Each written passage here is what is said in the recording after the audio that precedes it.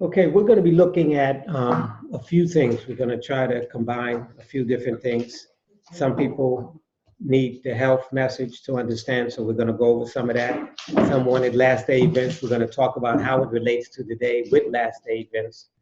And we hope to talk about prophecy, help us to get a feel of how all of these things do tie together. Okay, so this one is, how has Yahweh been testing his people? Now, when we think about testing, what do you think about?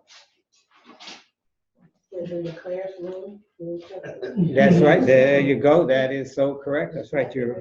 That's right. That is so correct. Something hard. Now, testing don't always have to be difficult. It can be, yeah, no question about it. Sure can be. That is stuff you have to study for. You have to prepare. That is correct. Okay. Anyone else?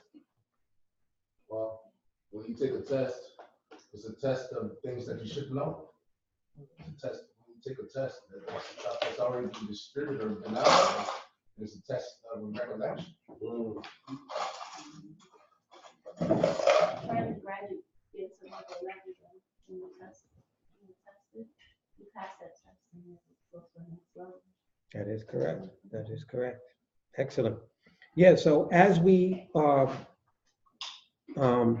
people of the Most High, he wants to do what? Test us. Why do we need to be tested? To see if we know. To see where we are in our walk. Because time is going to come when the mark of the beast comes, when all of these heavy trials and tribulations, if we haven't prepared, then we can't expect to pass. So he tests us so that we can see who we are or where we are. Because the Bible says the heart is what? Desperately wicked above all things. Jeremiah 12. Who knows it? So we might think we know ourselves. We really don't. And so the trials and tribulations and different things comes to us to help us understand ourselves. Just so that we can be ready for whatever he has planned for us.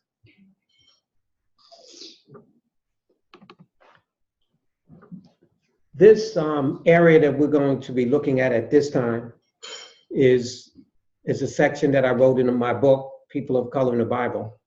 This is how has Yahweh been testing his people. It's from this particular chapter.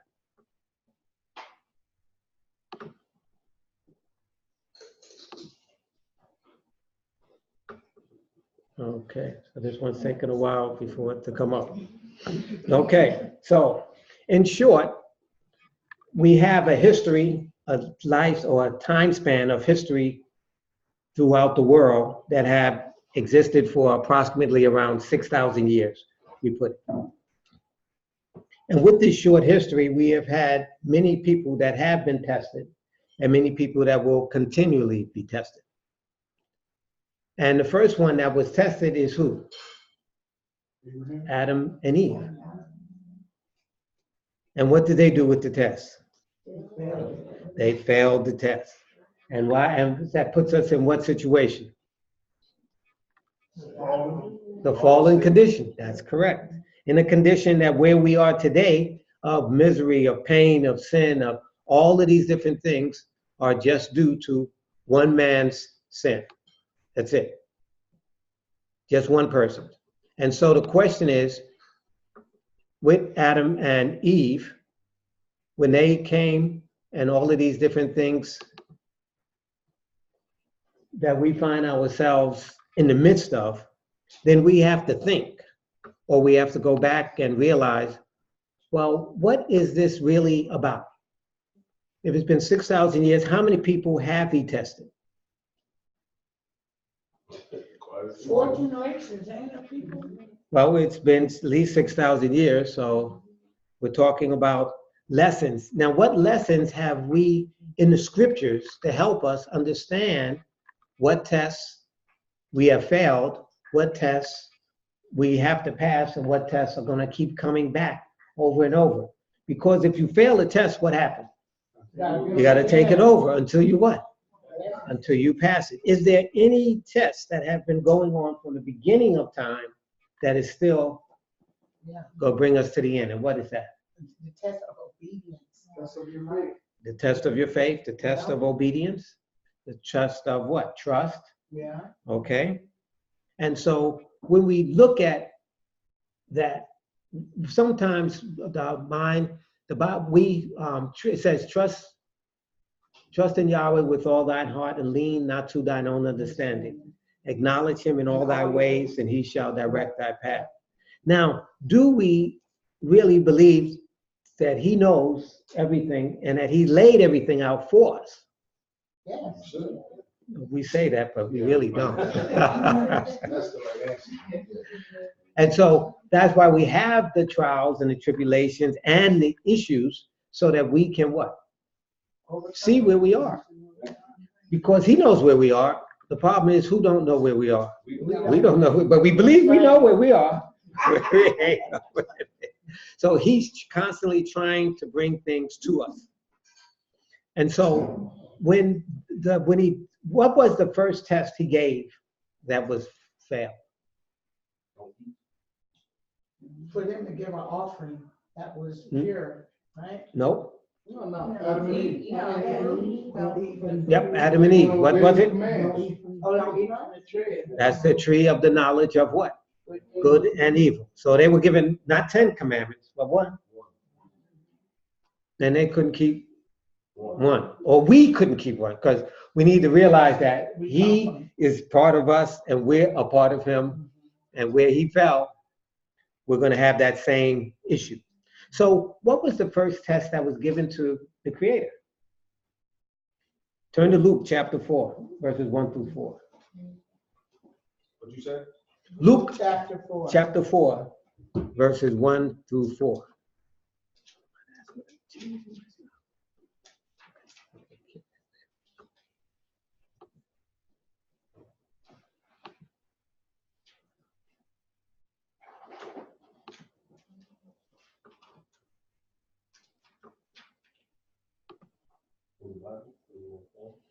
Yeah, someone read that for us? Get back to that. Oracle? I'm gonna try to get. All right, I'll read. What, we 1 through 4, Doc? That is correct. And YHWH, or Christ, being filled with the set apart spirit, returned from Jordan and was led by the Spirit into the wilderness. Chapter 4, right? Yeah, 1 through 4. That's 1 correct. through 4. Mhm. Being tried for 40 days by the devil. And in those days he did not eat at all. And afterward, when they had ended, he was hungry. And the devil said to him, if you are the son of Elohim, command this stone to become bread. And YHWH answered, or Christ answered him, saying, it has been written, men shall not eat by bread alone. Live by bread alone, but every word of Elohim. Okay, what was his test? Oh, He was going to change the stone into bread. That is correct. He was given the same tests that what? Adam and Eve got. That is correct. Why does that keep popping up? So, hold on, Yes. how's that the same test? Someone explain that to our brother? You teach them. No. I mean, if you don't understand it, then that's fine. But if somebody understands it, that's what we're here for, so we can fill in the gaps. That's what we're trying to give. Temptation to change the stone to bread is almost like a selfish temptation, where Adam and Eve was given a temptation of the knowledge of to eat from the tree, which would make them like God. So is this both temptations to be like God?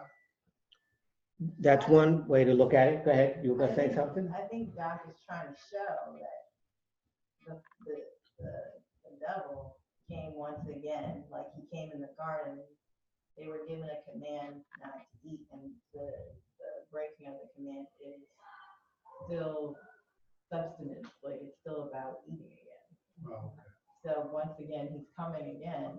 In the garden, he said, don't eat this. And once again, he came to Christ and said, why don't you eat this? Why don't you change it? I'm hungry. So I think it's once again about food. It's about your substance, satiating yourself, or satisfying your, it's about intake all over. That is correct. That's why I was trying to see where everybody's thinking is. If I give you all the answers, then what are you thinking for? Yeah, but if you want to teach. No. That's how we teach. We teach and quiz. So we can know where everybody is. If everybody isn't there, I mean, there's no need for me to be teaching down there and you saying, well, I didn't follow. My brother lost me back there. That ain't helping. The way I'm seeing it is, once again, he's coming with the same kind of issue. It's not so much the outcome of the issue, but it's the same kind of issue again. Here, take this and eat. Right, back to the same thing of appetite. So notice what it says, that Yeshua was filled with the Holy Spirit, returned from Jordan, and was led by the Spirit. So he didn't go into the wilderness on his own. The Spirit drove him in the wilderness, and this is the beginning of his ministry. So before he can really get into his ministry, what has to happen first? He has to be tested. Before Adam and Eve could get the stay in the Garden of Eden, what did they have to be doing? Tested. And you think before we think we go into heaven or we get ready to pollute what we gonna be doing? And it's gonna be the same test, matter of fact. And I think, once again, what is so profound is that Christ is called the second Adam. So once again, it's the same test that had to be brought for him before he could enter into his ministry. That's correct. So if you turn to 1 Corinthians 15:45.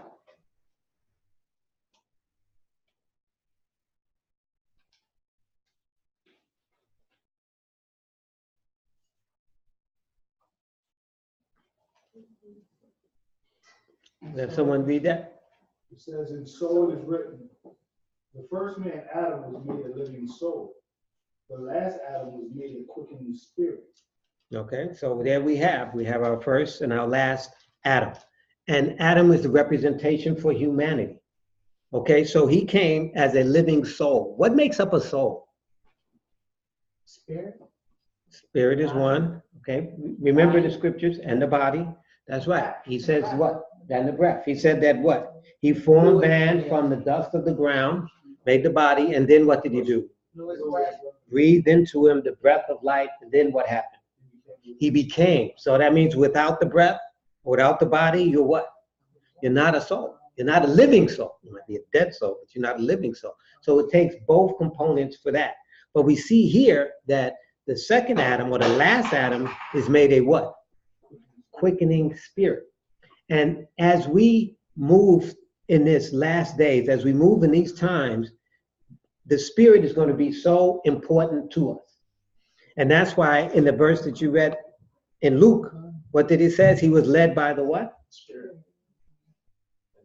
Okay, so he's being led and guided by the Spirit. Okay, and so the first thing the devil does is tempt him on the same thing where Adam and Eve fell. That's where the second Adam picks up, where he fell.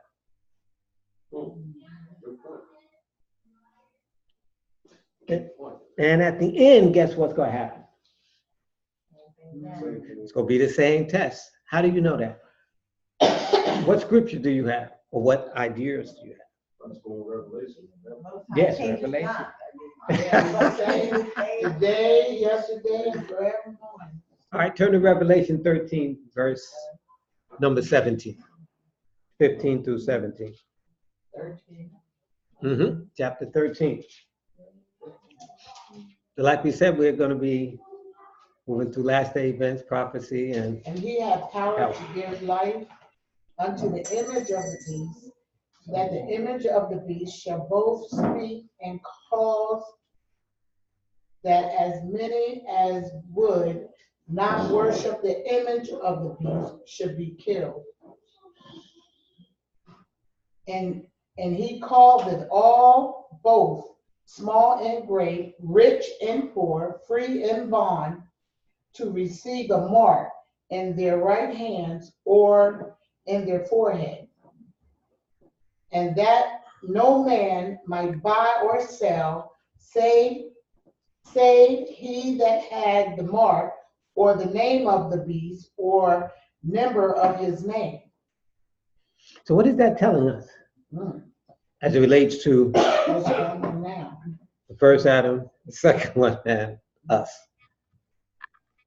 That our we're gonna be tested to not eat the mark of the beast, or we're not gonna be able to buy or sell. That means you won't be able to eat. Back to the same thing. Now, it's very interesting that it makes mention that we can't buy or sell. I don't know if y'all, some people are so familiar with what they call the, what do they call it? The real ID. Mhm. And what are they asking for us to give up for the real ID? They want to scan your body, don't they? Not your body, okay? Your facial recognition. What else? There's three things they want. They want you want to be fingerprinted like a prisoner. And then what's the last one? They won't put a chip in you. Iris. Oh, yeah. Mm-hmm. Now notice what parts of the body they want, and notice what parts of the body the Bible's talking about. In verse 16 it says, and he causes all, both small and great, rich and poor, free and bond, to receive a mark where? And what do they want to do with your fingers? In your hand? Or on their what? And what else do they want to do on your forehead? Your face retina and your iris? We are coming down to last days events, and it's coming in on us as, what do we call it? So subtly that most might not even recognize what's happening or will justify. And so when we think, as I realized about the cell phones now, they have them that you can use what? Your fingerprint, right? Or you could use your face recognition. Or eyes. Or your eye. So we already here. It's not coming. It's here. And most people, and a lot of people say that, well, I just use it for convenience. Yeah, it's cool. Use it for convenience, but you know what it's taking you, where it's just making it so easy, you wouldn't even see that you're fulfilling prophecy right before prophecy occurred. Now, it's very interesting that during the time of Noah, and the Bible, and when the Messiah talks about, as in the days of Noah, so shall be at the day of the coming of the Son of Man, that they were eating, drinking, and they were doing regular things. And we're doing regular things, and we won't even know. We're in. That's how subtle all of this is. Now, we have to get to the point to say, Yahweh, please show me what's going on. Because it's just coming like a whirlwind, unsuspected, unknowing, and it's obviously not being preached in the pulpits. So most people won't know what's going on. So as we look at that, as we try to get a better feel for what the Creator has for us, see how I close this thing out. Okay. I should put a different one up. The one that I'm showing now, praise Yahweh. Woo. Okay. I got my doctorate in engineering, and what one of my assignments that I wanted to do, and that I was asked to do, is called system engineering. And basically, most people don't know that we are being socially engineered. Okay? Everybody heard of that before? Say it again. What does that mean? Socially engineered is that we are writing a program and we're writing for you to do. It's like culture, that they write on you. It's just like rewriting on your phone, right, in your computer, whatever. You program your program to do what? What you want it to do, and they're programming us. That's what programming, that's what social engineering is. The program is basically controlling you without you knowing. Subliminal subduction, Wow. different ways, brainwashing, I mean, whatever phraseology you will want to use. Just simple things that just to our culture now. Right, That we become of it. Now, with our kids, it's already done because, there's no problem. No problem for them to do whatever. But with just a simple induction, before you know it, the experiment was already written out. And now it's coming up to the point that some people can't leave their home. Yeah. We all know that it's a listening device. We all know that it records everything. Yeah, We just won't go without it. yeah. go without So Yes, it does. The Yeah. phone, The cell phone, got it's it. just one of those, objects used to change this. Video games, make it easy to do all this. that is correct. And so they call it also not just social engineering, but now the cell phones, they said they're using them to brain hack. And what do they want to hack? That main spot right there. And that's what they're saying, that some of the engineers or computer scientists, that's their new job. Let me ask you a question. And I just believe everything. That got to be so true. And these TVs, if you sit and you watch these TVs, it feels like it draws the energy out of you. Later on, you be like this. And then I'm serious, it happens like just like that. You could be watching something and it looks like it pulls energy out of you or something. It's addictive. It's addicted? Yes, addictive. Oh, yeah. We yeah, become yeah. addicted Yeah. Well, I'm to not watching, all of but I know as these soon as different I'm watching, I fall, it seems like it just pulls something out of me. Doc, I got a question about the brain hack. Because I swear sometimes I feel like I'm thinking about something, I pull up my Google, and it's right there. A lot. That's the way it's supposed to be. No, that's not what I mean. That's what they are doing. And you got the evidence. Yeah, you got the evidence. I remember my son, he said that he was driving somewhere and he was leaving work and the computer was telling him, wait, you're going the wrong way. You're supposed to go to the gym. You telling me where I'm supposed to be going? Or it says you're 15 minutes from home, like it tells you where you're at. Yes. So we are becoming what they call cyborgs. Who knows what a cyborg is?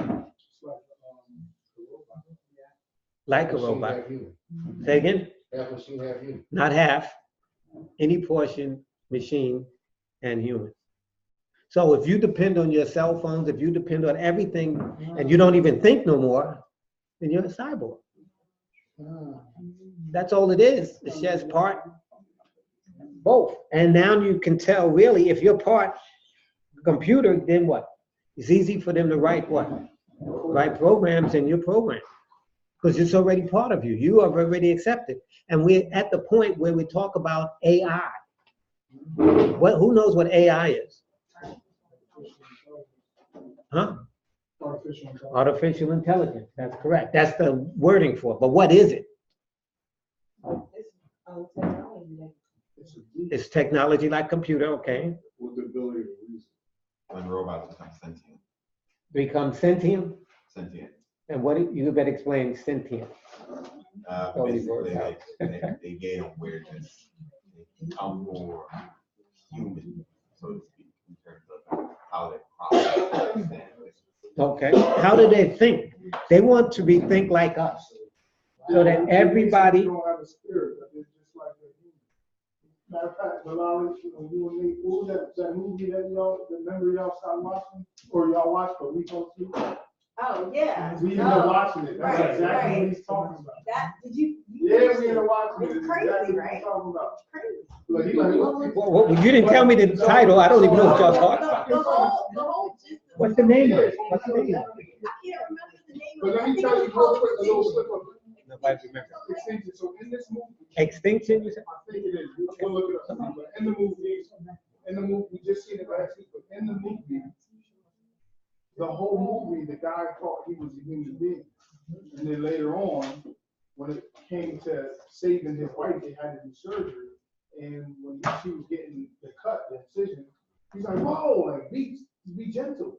And she's like, "What?" Like the real doctor was like, "You don't know who you are." And when they did the incision, she was a robot.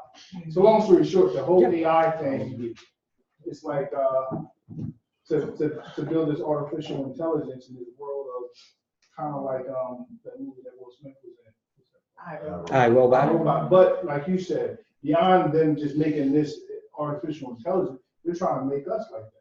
That is Wow. correct. That is correct. You know, you got a robot like that, Hey, like Brad. a robot with that level of artificial intelligence, like a random. Yeah. Yeah, Russia. Sophie. Yeah, I think so. Sophie. Sophie. That's right. She's a citizen of Russia. Yeah. No, not Russia. She's a No. citizen of Iraq. No. It's oil. It's oil. It's oil. Iraq. Yeah. So we see ourselves engulfed in a control, and we call it like control theory. That's what I was majoring in undergraduate. Control theory. And so I made a presentation at my senior seminar, and I presented on cyborgs. And I'm saying that you guys are programming us, and I gave a good example of how do you program, just like you have a car. You put it on cruise control, okay, and you're driving, and it stays at a certain speed. Then what happens when you go up a hill? How does it know the speed up? That's called control systems. No, you don't do anything. It detects it, and so basically it takes the output and says, what speed am I at? I'm at 60. I'm at 50. Oh, and I need to increase it so I can get to 10. Okay, what happens when you're going down a hill? It slows down. How does it know that? It's just taking what we call feedback, reading it, loop back in, okay, now. And that's basically of how these artificial intelligence and these different things learn. They throw out something and then, hey, now I can repeat after you, now I can, and that's how they become what we call AI or intelligent. And so they're basically taking over everything because they're supposed to be taking over the electric grid, you know, your stop signs, you know, you got these lights, the switches. So there's just so many areas. And now I think they have it that that your electric bill and your electricity, they don't have to come out anymore. They can self-read it. They said they can cut off your house can be all connected, and matter of fact, you can look and see if anybody's coming to your house, see what's going on, and they can too, you know, since you know. Yeah. Yeah. Okay, now you have given it to the system of the Matrix. Now we thought the Matrix was a program that was on TV, but it's also this thing that's called the Matrix.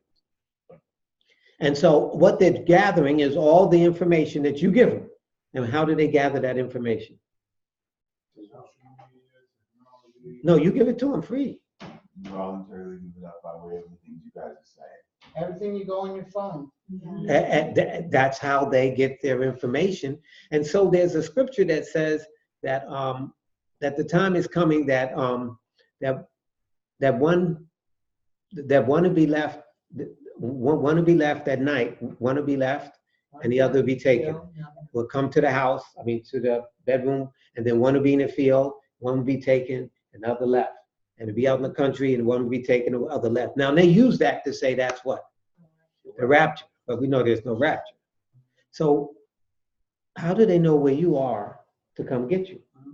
Because that's all it is. They're coming to get you, and they ask the question at the end, where, Yahweh? And he says, where the vultures dwell, and the eagles. And where do vultures go? Where the dead bodies are. And so they're being taken off to what? To be killed. But how did they know where you was in the field or in the bed? Or how did they know that? You gave it to them. Yeah. You gave up all your freedom. Location and everything. You gave up everything. And so this system is the system has us in a culture. And that's why it's important to understand what a culture is, that from childhood, from our very, very early beginnings, we have been programmed in many areas. So one area is the area that we wanted to look at is the same area that Adam fell, Messiah was tested, and now where are we? Where are we with that testing? Now, look here, all right? This deals with the biology of a human, okay? And this is controlled by the merchants of the earth, or the food and drug system. They deal with your biology. Why are they dealing with your biology? Because chemically we can change you. Okay, so that's what they want to be able to do. And they said that they came up with this system because of an epidemic that's called obesity. Worldwide, not just America anymore. It used to be just America, now it's worldwide. So how does this work? Well, the way it works is we start off with a food consumption. Prepared by who? The merchants of the earth. Okay, what do? They prepare the food. You have your food production. Do anybody remember the movie Selsom Green with Charleston Heston in it? It came out about 20 years ago when they were taking people and turning them into little loaves for people to eat. That's like the third time somebody asked me. Yep, that is I correct. was just a baby. Yeah. I know what you're talking about. Charleston Heston, the movie star, he played in it. And they were actually turning people into food. Boy, that's what's going on They there. had dump trucks coming into this big factory that I they don't want to get turned into a man. So you get your protein, as they say. But okay, let's move along. Okay, so y'all ready? You're listening? Okay, all right. Okay, so now what we have is we have food production. How is food prepared? Okay, what type of farms? Is it the farms that we grew up on? Or that they were? No. These are now mass production farms using terminator seeds. Genetically modified. Actually, now, I just saw this yesterday on the History Channel. They have a tractor with a computer in it that they put out in the field. Will plow the field, pick up the stuff and everything. And you can set it in your house and control it. It won't have accidents. And it'll let the people know when they need maintenance and everything. Now tell me that's not And artificial. they can do the work of 1,000 men in one day. That is correct. And so if you go back and you know they had a fair not too long ago here, right? Yeah. And that's what he's saying. They had those there. Some neighbors told me that they at least, as big as this house. Yeah. And they come right through. So, this is the food production and the terminator seed. And we know that also in the foods, especially the animal foods, that they're shooting them up with what? Hormones, steroids. And what does that do? Lower stuff. You think that's what Okay. One step at a time. Okay, so, yeah, there's no question. They tried to her up. So, okay, so basically what we have is that if they inject the pigs, the cows, the chickens, they're supposed to like multiply like 3 or 4, 10 times, whatever it is. So if you're supposed to be, in 2 months, you can cut, a 2 year maybe to 2 months or something. Okay, so then what is actually happening to that animal? That animal is excelling their age very rapidly. So then when you eat it, then what happens to you? So have you seen 12-year-old girls look like they're 20? Do you see that people that are in their 20s are getting 60-year-old diseases? So their body their age might be 20, but they're really 60. See, this is what we're dealing with. Remember, the Bible says that all the world wandered after the beast. Didn't say some of it. It said all the world. Then right here, you have your food production from the merchants of the earth. Look up there on the chart. That feeds in the food consumption. And who pushes the food consumption? The government, the advertisement. And so you're wondering why they're advertising. This is how they prepare us. Now, what are we taught? We are taught social influence through the what? Media. And who else? Schools, no question. State. Can you all see that? Okay, good. Okay, no problem. Then this social influence is fed into individual what?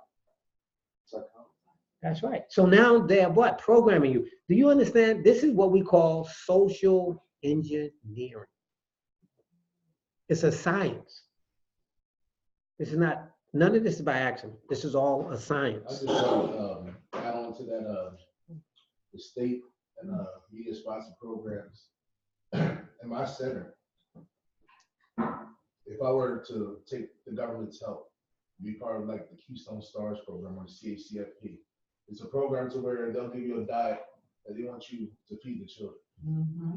If you participate in this program, you get all kinds of money. You know, you get $60,000 to $80,000 a year. Everybody in the schools and in these daycares participate in that program because it's a money thing. But you know, where we are, you know, it's a Hebrew program, so we don't take part. But the rationale is, with all this money I'm missing out. You know, I'm missing out $100,000 a year. Then look, I get the free food, but what are they feeding? Right.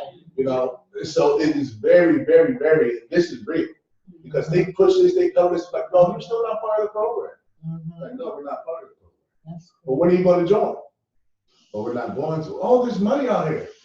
Yeah, but you know, what's the word? You know, because these are other people's children. That's right. But yeah, that's real. That's What real. center is it? Very real. Very. That's good. And so that social influence, individually psychological. So it moves from a big group to what? Individual. And now you feed them everything on your phone. So now they know everything that you need to, hey, let me advertise this to you. Here, let me get you this. You should get this. You should have that. And sometimes we don't even know why we're doing what we're doing. And that's what's called social engineering. It's practiced by the church, the state, and the media.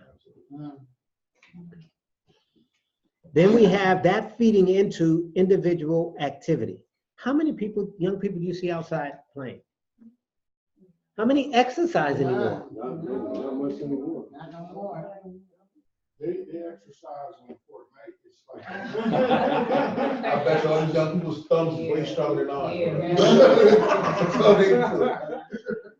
So if you don't get exercise, what does exercise do to the body? It strengthens the battery, but it's a battery pack. Most people don't know that. It regenerates all your batteries in your cells. And so this gives you the energy that you need. So some people, after they run, they're high. That's true. I have definitely do that because I sent it to some of the girls, and if I didn't send it to you, I'll send it to all of you. I now do, it's only 7 minutes, a 7-minute workout every morning, and I'm telling you, it's changing a lot of the way. Like, I'm awake now, and you know, before you walk through life and you kind of are in this mental fog, like all day long, like you feel like I'm just tired, I just need to lay down. I don't feel like that. So what he's saying is absolutely true. And I'm only doing 7 minutes. I can't imagine if I was doing like 30 every day or something more. So it's true.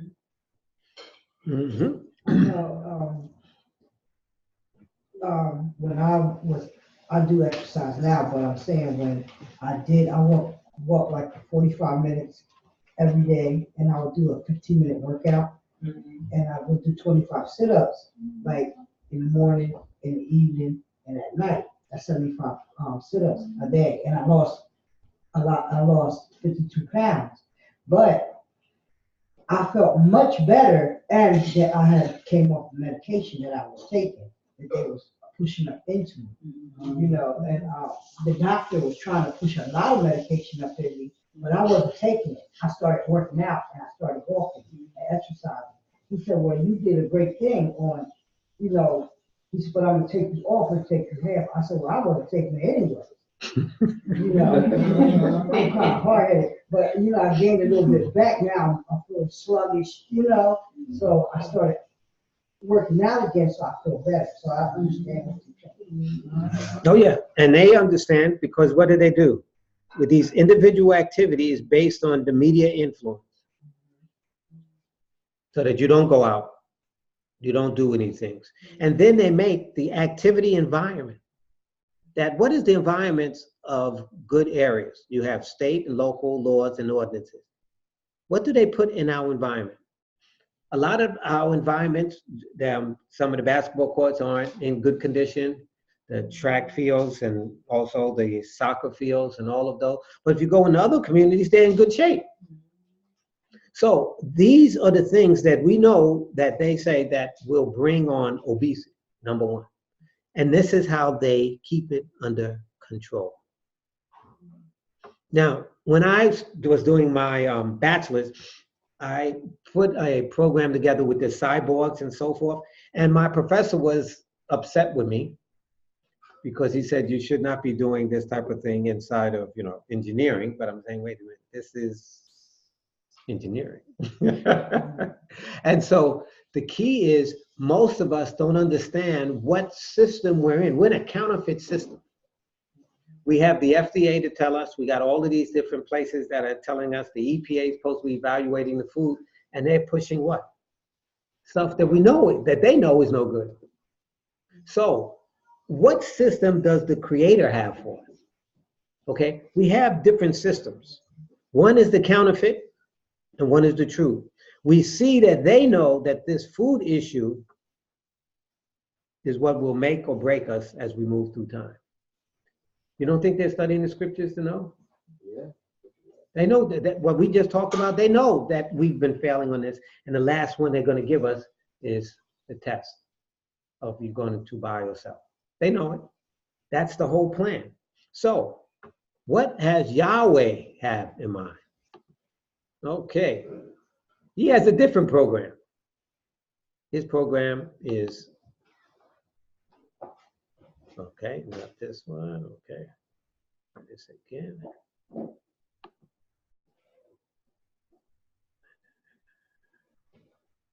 Okay. There we go. It's called New Start. Now, this is an acronym. We call it the 9 laws of health. The first one, you have to get knowledge. You have to get knowledge of what the Bible teaches on health, or what he's talking about. Then you have to deal with nutrition. Yeah, write this down, KNEWSTART. Now, most of y'all have the books, right? Can y'all tell us about the books, you young people? Y'all in my class, and I don't want to hear no excuses. I don't hear no excuses. All right, come on, cough it up. They're all healthy. Give me what these stand for. You already got 2 of them, so y'all already got the jump start. Okay, exercise, good. All right, there we go. We're getting there. And that's what we've been talking about right now, right? To get batteries, to recharge you, okay? And we know about nutrition. What do we know about nutrition? We just talked about the food industry, okay, of how they're feeding us, and they're trying to get us. We have to find out what Yahweh had. Okay, what does W stand for? Water. How much of your body is water? 70%. How much water do you drink? Well, let's think about water for a minute. Let's just think about it for a minute. Let's think about it for a minute. There we go. And then y'all got the soda. Then y'all got the soda bottle. Show me that gallon. We tear that up. And so when we think about some of these different things, all of these are science. Each one you can study on nutrition on a whole bunch of areas. of specifically about food. Food is supposed to be what? Do we live to eat or eat to live? Eat to live. So what are we doing? And we wondering why what's going on? And we wondering why we can't see what's going on. We're asleep. And so when you think of the sunlight has all of this energy and it converts it. The trees convert it using photosynthesis. So it takes that energy from the sun and it stores it, goes down to the roots, gets minerals and zinc and whatever else it needs, and then brings it back up and creates a what? Huh? Right, it creates an energy source, and we call it what? Food. Okay, so that energy source is the energy source from the sun. Okay, so that plus your energy, plus you exercise, and how you gonna be? You're gonna be rolling, because now you got what? Energy from two different sources, not one. Now, if you take water and add water to it, because a lot of people are dehydrated. Think about this. Our bodies, we eat a lot of food, right? And it has to dump the poison, okay? So when you have clothes and you wash your clothes and they're dirty, how does that work? That's right, you put water, and if you don't put water in, guess what? How about if you put soda in there? I mean, that's what we do to the body, it's the same thing. So come on, let's try to get you to realize what's really going on. So if you put water in there, it's supposed to, and then you need detergent. What would be detergent in our bodies? Food. What type of food? Okay, what is fruit and what is vegetables? What do they do? I know. No. These young people who've been in my class, and hopefully they're supposed to be learning something, and they got the book. He says it every day.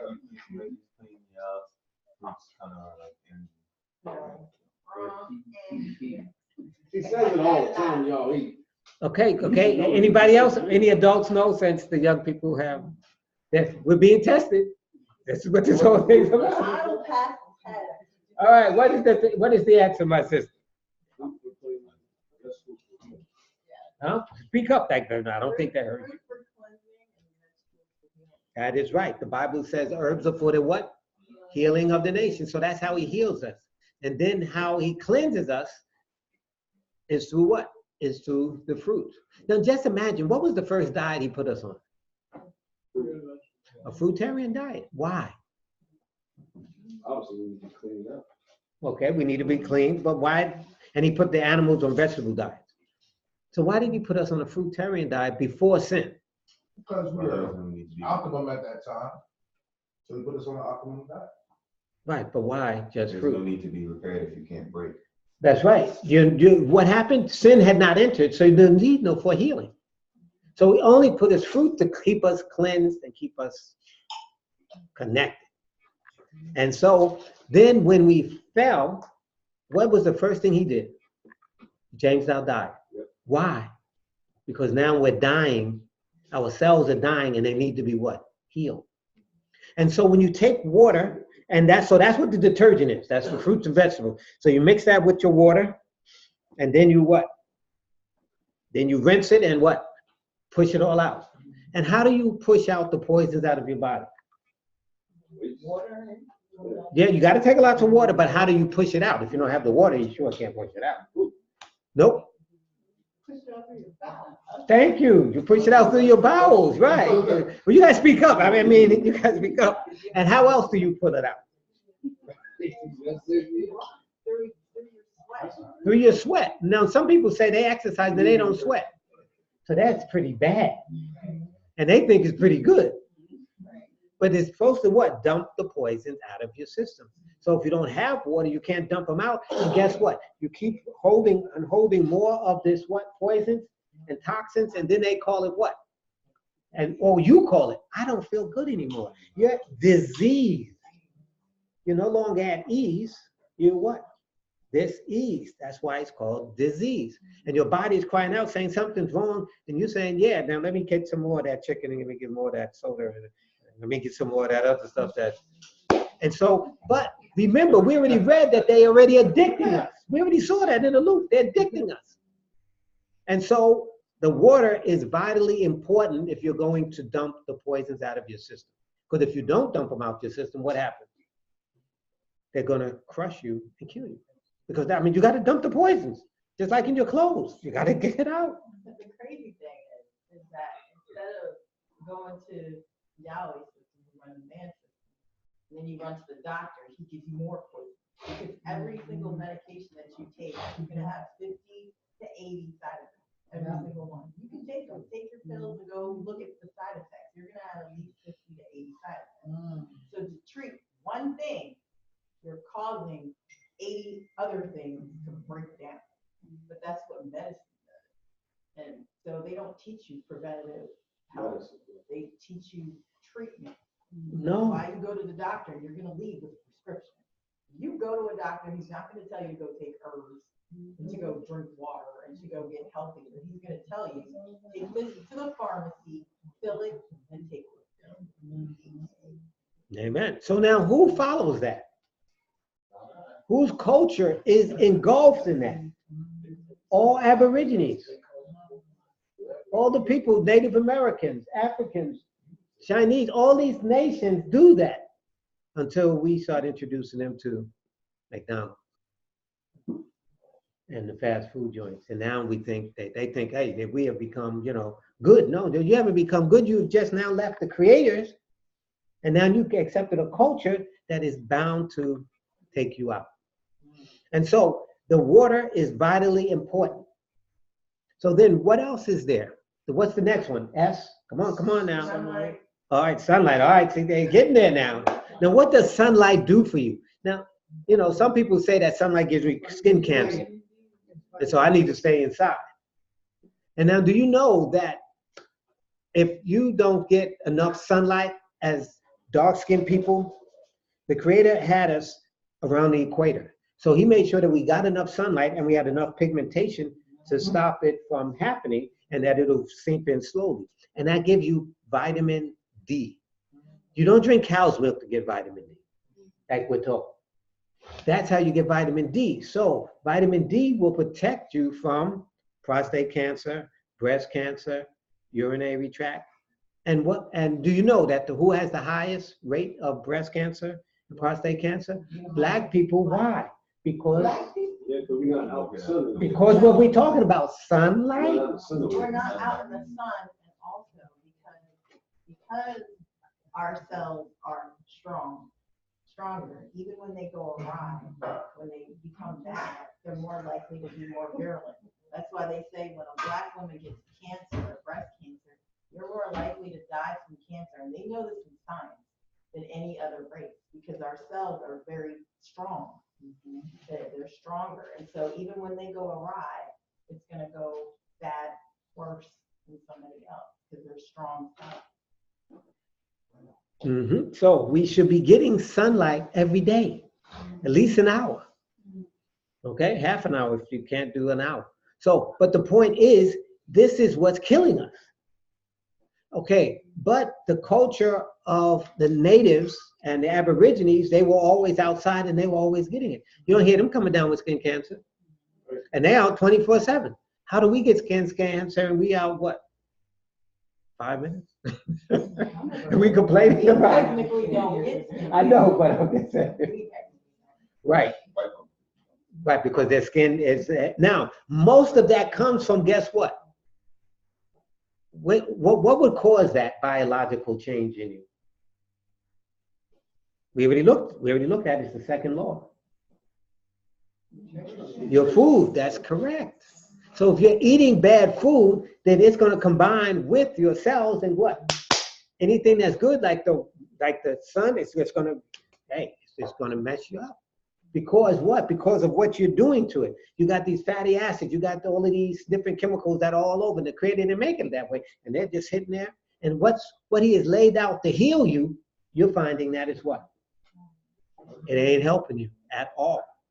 Okay, so what's the next one? T stands for? I can't hear you. Temperance. Temperance. What is temperance? Patience, okay. Temperance, what else? Kind of your state of being. Your state of being, okay. So it's kind of like discipline. Self-discipline, that's right, abstaining from those things that are what? Harmful. Now, we just listed a whole bunch of things that are harmful. We really don't practice temperance. But we need to implement temperance. Temperance got us into this. Not having temperance got us into this mess, didn't it? So Adam and Eve wasn't temperate because they didn't follow him. We fell.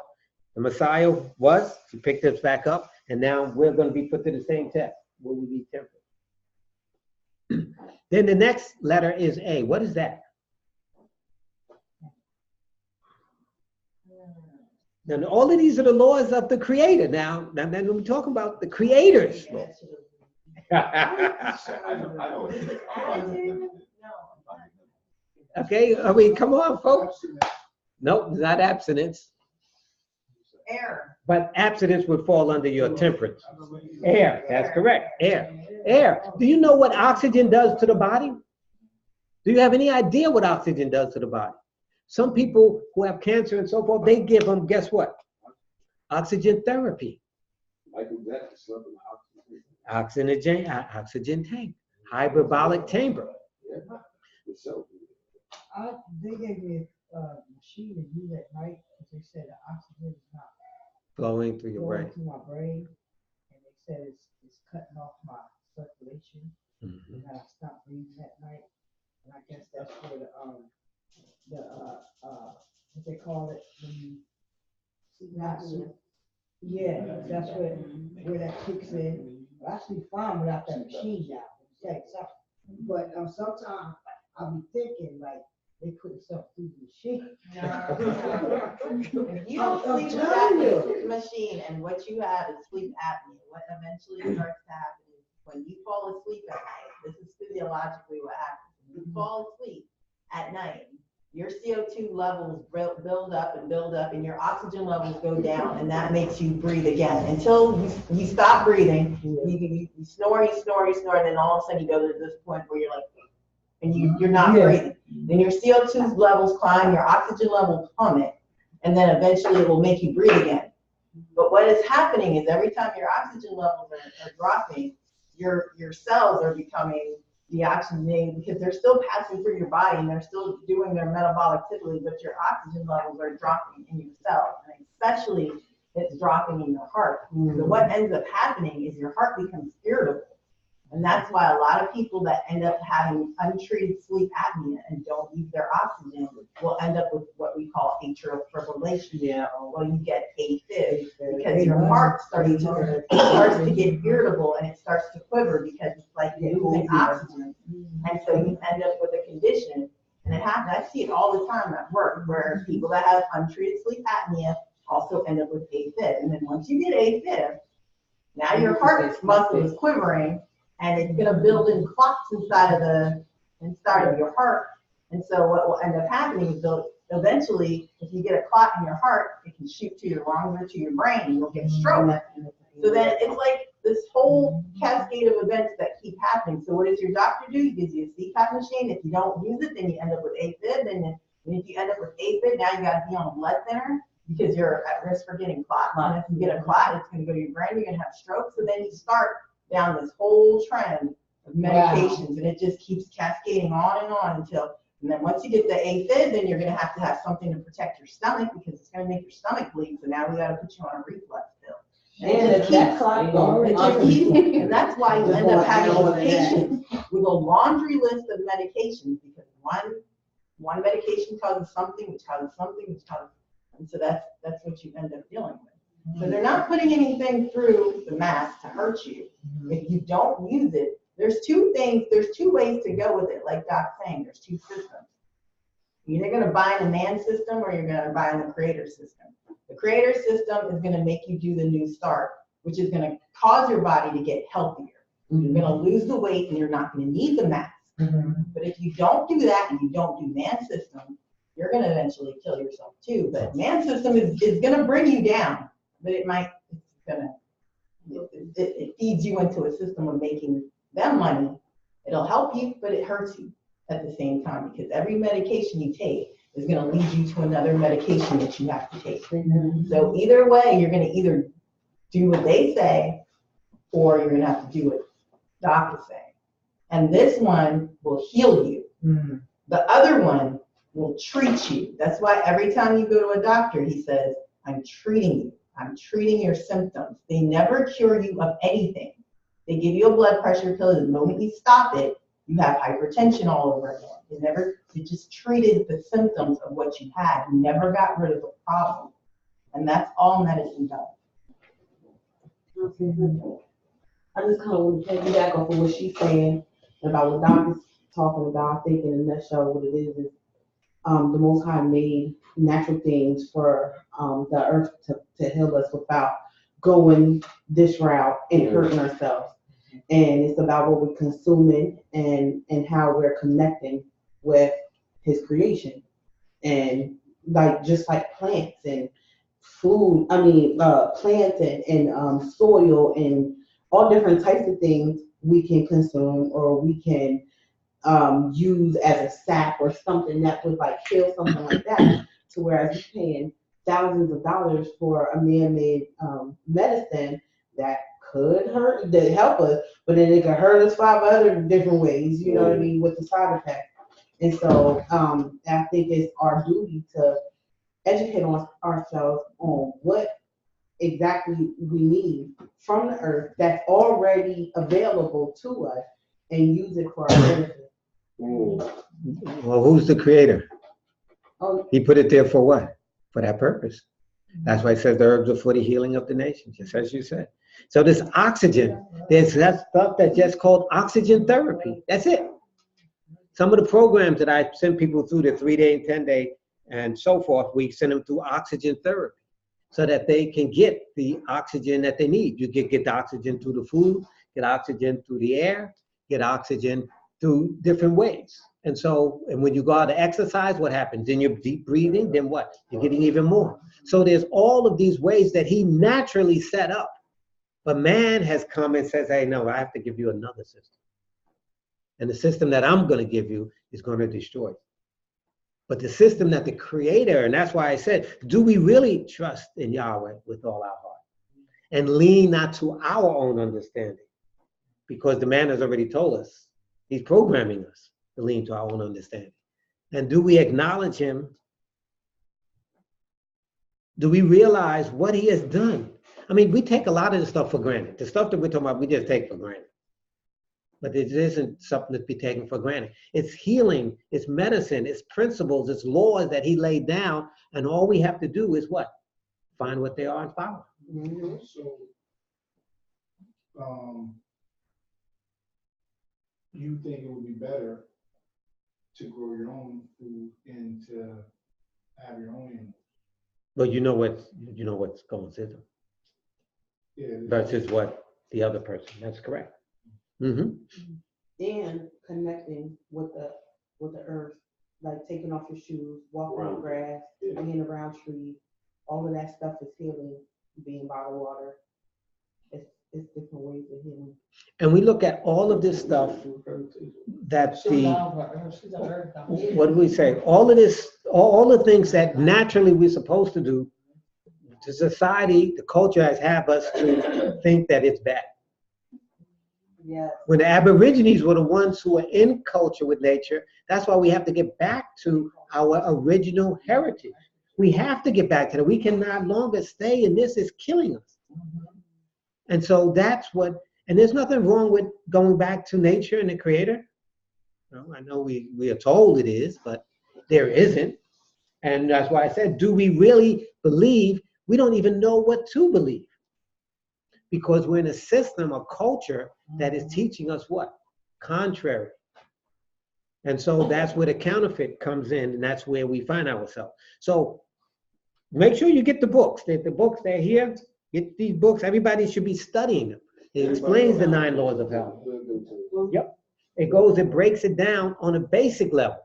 Because we need it from a basic level, and then we can build and build and build, all up on it. Now, what's the next one?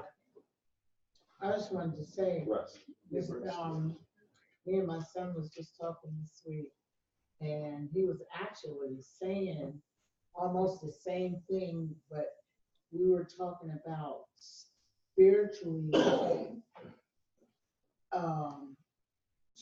being strengthened and how the Most High wants us to go back. See, we had traveled so far away, you know, from where we were supposed to be, you know, but being in the Babylon system and, you know, them showing us, you know, so much they feed us that disconnect us from the power that the Most High wants to develop in us, you know. And we were just talking about that, and Jimmy was just telling me, he said, Mom, we have to travel back. And I remember a song, remember the song, Take Me Back There, Lord, to the place where, so we gotta go back and then, you know, find out, you know, more things. But, you know, because we were in the system and we learned that way, it's definitely a job. We got work to do. You know what I mean? Because sugar is very addictive. Yes, it is. Very addictive. And Mama love a piece of cake. Listen, I like to cook and I like to eat, and it's the truth. But you know, I have to learn, and I've been doing really good. Lally sent me that thing and just corrupt my life. But anyway, it helped me a lot. I mean, I looked at us, Lally, no. I'm not looking at it. But she was showing how the chickens was eating pork and everything. Okay. So, but anyway, that is good what you're teaching. It's really, really good. I mean, fat people don't like to hear all of this, but it's something we gotta be obedient. I want to hear it myself. And But it's an epidemic. Remember, but it's good. But I epidemic. like the truth. But it's an epidemic. Yes, Remember, I know you're not it. by yourself. I know If you go out and look outside, you will see it's an epidemic, it is an epidemic. and they would like to get rid of it. I'm glad to hear it because I know it's going to help me in my way. Yeah, amen, amen, amen. R. What does R stand for? Rest. That's right. Why do we have to rest? Because we were commanded to, man. We're commanded to, and our bodies have got to what? Slow down so they can what? Replenish. It can't be just fired every minute all the time. It needs some type of rest, and that's why He has given us the seventh day Sabbath, a day to turn away from the cares of this world. And T, the last one, trust in the divine power. That's right. Do we really trust Him? But we can't trust Him if we don't know Him. If we don't know His program, and all we know is the counterfeit. So the only concern I have is knowing that Yeshua ate fish and lamb. You know what I'm saying? So it's almost like He did eat fish and He did eat lamb. Now I'm not saying, because it would almost seem as if the God way is vegetarian, but seeing Christ eat was this after resurrection? When he broke the And after resurrection, he was on the beach and he fed the homeboys fish. Yeah. I'm only saying this to people. Now, I'm not saying this to you know what I'm saying, but I tell you, I do get it. I do get it. Okay, but It's important to understand where the nutrients, where the discipline. Like we gotta be disciplined. We can't consume this stuff as if we're not living in a time where these people are polluting food. You know what I mean? Like we gotta be smart. But I do know that the closest thing to what He originally created would be the vegetarian, because Adam and Eve were vegetarians. Afterwards, well, okay, remember, that's why we went through, before sin, what were they? Yeah, they were. What was their diet? What was their Their diet? diet was vegetables. No, Fruit. fruit. Why? Well, hold on. When you say no, If there wasn't vegetables, that's my point. Before sin. See, you have to understand what But each just of because- Yahweh's laws just do. because they could eat any tree, right? You're Right. saying that vegetables don't come on trees? Is that- No. I'm saying that He tells you what the first diet is. Where? That's in Genesis. Matter of fact, let's turn there so you can get it. Genesis chapter 1. Okay? Look at verse number 29. 27. Let's start at 27. You said Genesis 9. 129. Yep, 27 through 29. Someone read that for us, please. Yah created man in his own image, and the image of Yah he created male and female, he created them. Yah blessed them and said to them, be fruitful, multiply, replenish the earth, subdue it, have dominion over the fish of the sea, the fowl of the air, and every living thing that moves upon the earth. And Yah said, behold, I have given you every herb bearing seed, which is upon all the face of the earth, every tree, which is the fruit. Keep on. Which is the fruit of a tree yielding seed, and you shall, to you it shall be For meat. me. And the seed, that's correct. So we had the seeds and we had the fruit and the trees that bore that. And later on we find out. So the reason is real simple. If you understand what its fruit does and what vegetables do. What does fruit do? It flushes you, right? That's It what flushes you. It cleanses your system. Okay? It doesn't heal. So before sin came, were we dying? No, you didn't need healing. So that's why he didn't put us on that diet. Now, once we fell and he said that you will surely what? Die. Our cells die every day. Thousands of millions of them, trillions. They're dying every day. So now we need what? Vegetables to heal our system. So that's why I said you got to understand the principles of what he has laid out. It's not just, just do it by random. No. These are laws that he has set up, and all we got to do is follow them so that we can be what? In the health that he wants us. So when that occurred, so then that's why after sin, he had to put us on vegetables. We didn't have a choice. Otherwise, we would just die much quicker. Okay? So the point is now, as we go through, when we look at Daniel and the 3 Hebrew boys, what diet were they on? They were on a raw food diet, yeah. Okay? And what happened to them? Now, they started when they were young. Remember that. They were young. And so they were saying that we're not going to eat the king's meat. We ain't going to do all that. And what's going to happen? Okay, they said that they were tested for 10 days, and they found out that they were what? That they were more beautiful. They were able to think clearer. Now, they did that for 3 years. They was on that diet. At the end of the 3 years, what did the king, when they all came before the king, what did they say? They were 10 times wiser than everybody that taught them. So, do you get, and they were interpretations of what? Dreams? Their spiritual nature and all of that increased. On this diet, he gives you all of these things. That's the whole point. Okay? That's the whole point. Man wants to what? Shorten yours, and he wants to expand us. I don't know how many people have been on raw food diets or cleansing programs, but the ones that I have been on, and I send my people through on 10-day ones, that they say that people recognize and can see radiance in them. They can see the spirituality, and their spiritual growth disappears, changes. So it is relating to your spiritual walk too. This is not just, and they know that, and that's why they say we got to keep them down.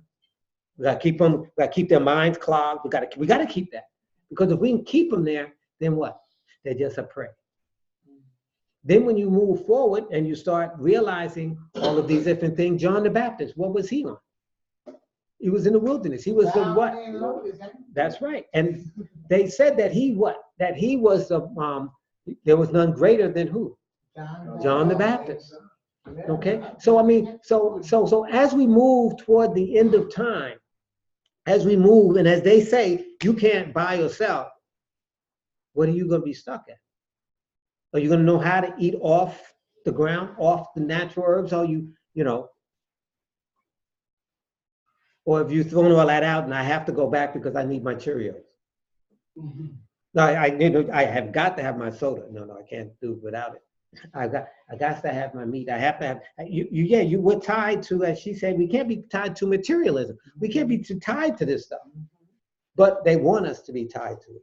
Because if we're tied to it, guess what? They got us. And we don't have anything. And so these are the things that he's trying to get us to move toward. And it changes each of the times. But he wants to bring us back to what? Where he started us. Not the fruitarian diet, because we have already sinned, so we can't go back there. Let's get that straight. We don't need nobody trying to say that. But we need to get back as close as we can so that we can get that spiritual insight, so he can share with us his secrets. I just want to bring up a point, just in case I just wanted to be oversight. But I agree with everything you're saying. I do think that when we stop eating flesh, that we do get closer to the spirit. But there is no sin, in eating the flesh. It's not even saying that either, because you're like, yo, so what's wrong with eating fish? There's nothing wrong with eating fish. The Messiah ate fish. But he was just talking about, by the letter, there's nothing wrong with eating fish. But for us to get to a higher path, a higher spiritual level, if we put down eating that things, we do get closer. It's just, everybody has eaten clean before. You're like, oh man, I feel better.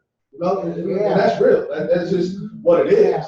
But just because, I'm eating a piece of fried fish or some baked fish does not mean, whoa, it's me. What he is saying is we want to get closer to the original. We need to give some of those things up. We need foods that support us, not foods that are already dead. I just had a thought though about the whole issue with fish and the eating of fish, because we know that a lot of things in the scriptures, and I'm not saying I'm right on this, it's just a thought that came into my head, that a lot of things in the scriptures are metaphorical, like it's metaphors. And he said that we all should be fishers of men. And so I noticed a lot of the times that the Messiah eats in the scriptures, it's bread and fish. And he said that this is the bread, that this is really the bread. This is the bread of life, the book. And so when he's talking about the eating of fish, I'm just trying to see the analogy. Like, are we really supposed to be focused on that, or is it something else that he's really saying? I'm not saying that he didn't feed them with real fish and real loaves of bread, but is there more to the story? Are we able Surface to, knowledge. right? Correct. Are we reading the scriptures on a truly surface knowledge of flesh, or are we starting to see it for its spiritual aspect? Was he really feeding them fish and bread, or is there some kind of other double meaning to a lot of the things that we're reading? Because we know that this is the bread, right? And we know that he also called us fishers of men. So what are we really saying? You got a precept? So I'm not saying I got a resurrected.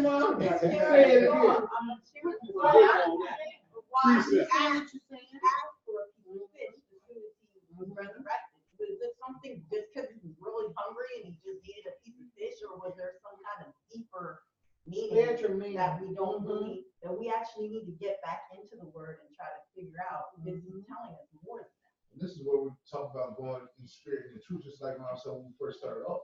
We have so much truth here, but there's, in order to get some of this truth, only you find it in the spirit. That's right. And I know some people that are sharp when it comes to truth, but the spirit is dead.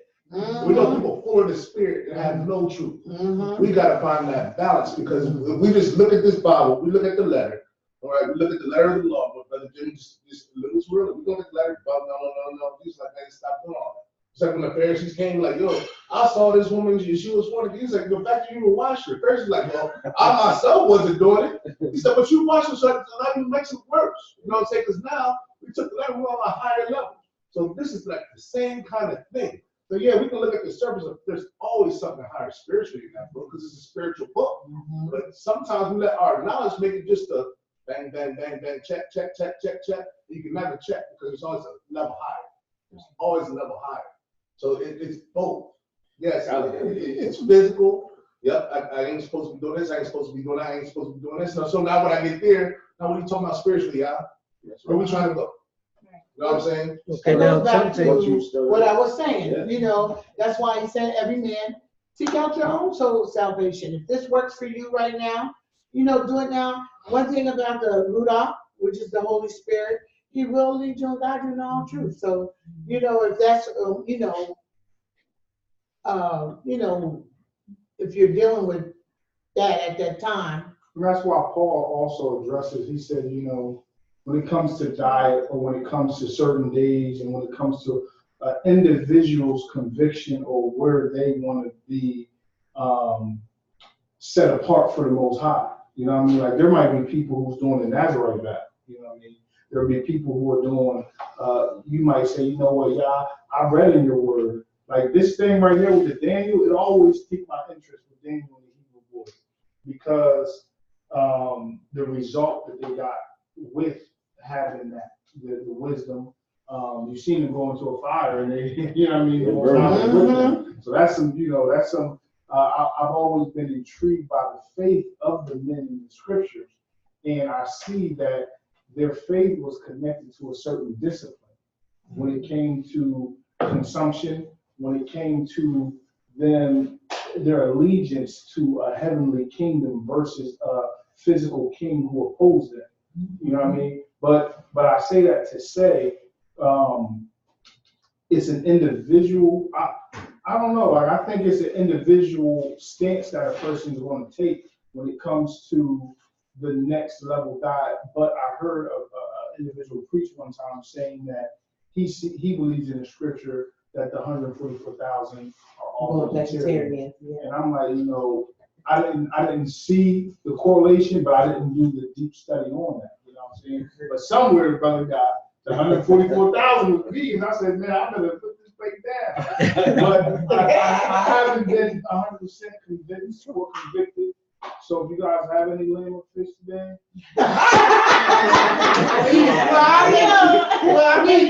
made 2 little casseroles. All right. Okay, so I want to close with. One other thing that I wanted to do, quickly mention in the doc, I'll take it right back to you though. Is one thing that when we look into the dietary law of Leviticus, he always said that these are the animals you are permitted. So it's almost like this is it's almost like the debate of like when we see people talk about is debatable. Well, we were allowed to have multiple wives. It was permissible. It was permissible. It wasn't perfect. He permitted it. And just like what I kind of hear of what Doc is teaching is that certain animals are permissible. It's not perfect. If you want a perfected diet, you look at Daniel. He gave you examples of people on perfected diets and the results that they got. But if you want a permissible diet, go for it. I permit it. It's okay. Don't feel guilty or don't feel like you've gone against me for eating this. You can eat it. It's permitted. But it's not the perfect. It's not. And the truth is in the fruit, in the pudding, in whatever they say. At the end of the day, he is the fruit of his lifestyle. Right. I'm not going to say your age, Doc, but he's over, a certain age. He's not younger, okay? He's not younger. At the end of the day, I know Doc runs full court basketball with people that are 22 years old and he's whooping them. So the fruit is in his life. Like, at the end of the day, the fact that he can do 5 laps in the pool and just be like, all right, what you guys doing now? I'm like, I don't even know because I can't keep up with you. I mean, the fruit is in the lifestyle. The lifestyle is the fruit of what he's done that shows that how he's lived. He has gone to get, Doc's told me, gone to get colon, clean, gone to all the doctors, they got no health problems, none, takes no medicine. The fruit is in the lifestyle and his fruit of his life. Hallelujah. No, I don't need all that. Okay, I want to get back to a point. Okay, I want to get back to a point. Can we grab everybody back? Can we get back? Get back. Thank you. Okay, I wanted to get back to the point was that when you hear the Messiah, he's always talking about his stuff in parables, as she was mentioning. The Africans' writings are in parables, are on an eccentric level. But we have been trained from a European mindset of that's it. And so we have to start looking at the Bible from the perspective of who wrote it. We know what type of people wrote it, and unless you look at it from their perspective, you're misinterpreting it. You're not getting what it was really in essence for. And so that's what we have to realize and remember. We remember we're in this system, we're in Babylon, where all of these things are, as we showed, And so now the question is, when he says, come out of her, my people, what does that mean? But that'd be another study. So all of this ties together, as you can see. It's not like, no, but I'm trying to pull all the scriptures together so that it can make sense. Because that's what it has to do at the end. It's holistic. It's not individual. It's not in little compartments. Religion's over here, health is over here, science is over here, mathematics. No. All of it is one, his system. And all we have to do is understand it as it works as what we call holistic, so that we might be able to understand and be able to implement these practical things. Most of the time, we're just looking at these in these little boxes, and they never touch each other. And that's the way they want it. But that's not the way he created it. And so we have to get a new mindset, a whole new mindset. We can't be thinking of it as what we've been miseducated, when we know we've all been miseducated. And so now the question is, how are we going to try to learn true education? And remember, it's a fight. And so don't think it's easy. Don't think it's going to be something short. Don't think, no. This is what? We're being tested for how long? Until we die. Right? We're always in school. We always should be learning. We should be always developing. Okay? So keep that in mind. Because Yahweh has laid out a perfect plan, and it's now our turn to what? Try to understand it. And don't follow, the boys. I won't say who, but the boys, y'all know what I'm saying. Because they're taping that, you can be sure. Okay, is there any other comments or any thoughts before we close out? I know that we've had a good study. Well, I'm just saying this. I met Doc at the gym, and ever since I kind of like, my wife and I, we've been my wife fully converted to that lifestyle of eating fruits and vegetables. I'm slowly getting there. Not to say, even from learning from Doc, from the years, starting to slim up. Brother Jimmy looking all school, trying to catch up to Brother Jimmy. But, I'm a work in progress. Oh, actually, baby, you do it. I've been doing some different diet things with her and eating more healthy. Yeah, so but even with that lifestyle, I really believe the Most High is calling his people to really even take a look at where we are as far as food and every aspect of our life. And it's only going to help us grow. And make sure you continue the journey of seeking him. And he'll tell you exactly where to be. There's some good information that Doc's putting out that I'm definitely implementing. And I'm feeling better as I'm getting older. I'm getting older. I'm knocking on the door at 50. 50 is right there. The door's right there at 50. I'm looking right at it. So, but still, even with the diet's getting better, the Most High is preserving them. And the same thing, as he preserves you, you'll get closer. Especially as you get older. Either the doctor's going to tell you to clean out this stuff, or you're going to listen from the first time and let the Most High tell you stay away from this stuff. So this is good information. I'm glad, Doc, this really helped me.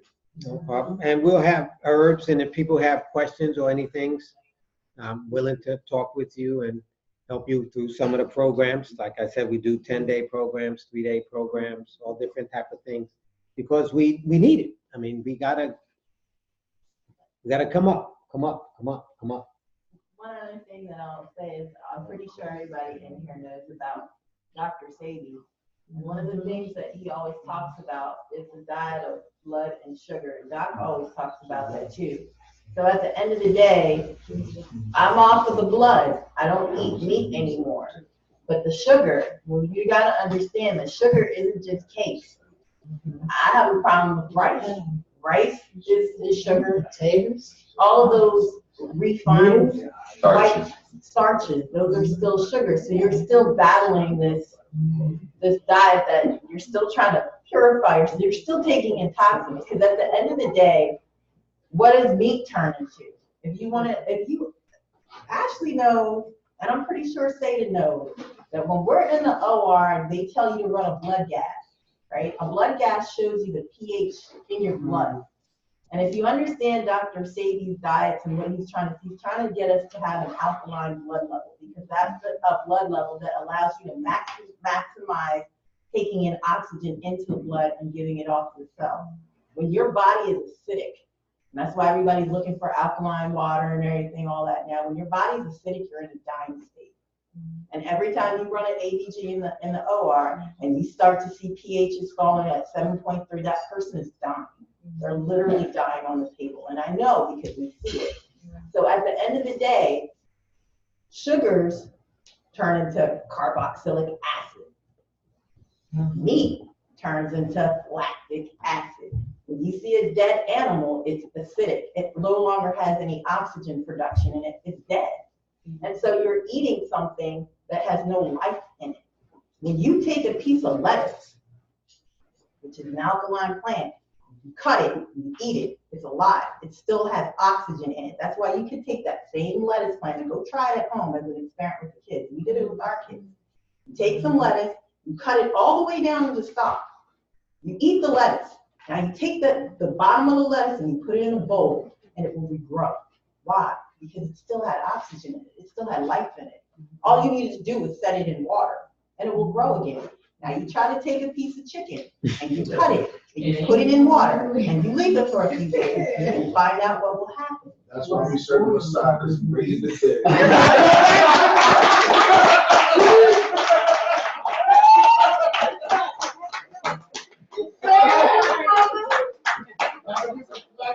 That was a good one. That was a good one. Yeah. No, I want everybody to learn this, but I also want you guys to know, we go in the war, I want bigger brothers beside you. No, I'm going to when we go to war, I want warriors. Me, you know, no, we're gonna learn. One step at a time. That was a good word, Doc. It really was. Hallelujah. On that note, some of these sisters that I know that are in healthcare and different things like that, we need a presentation. Sure. Did you make the chicken wings you said you're gonna make? Yes, I did. Well, let's go. We're gonna pray. Make grace real quick.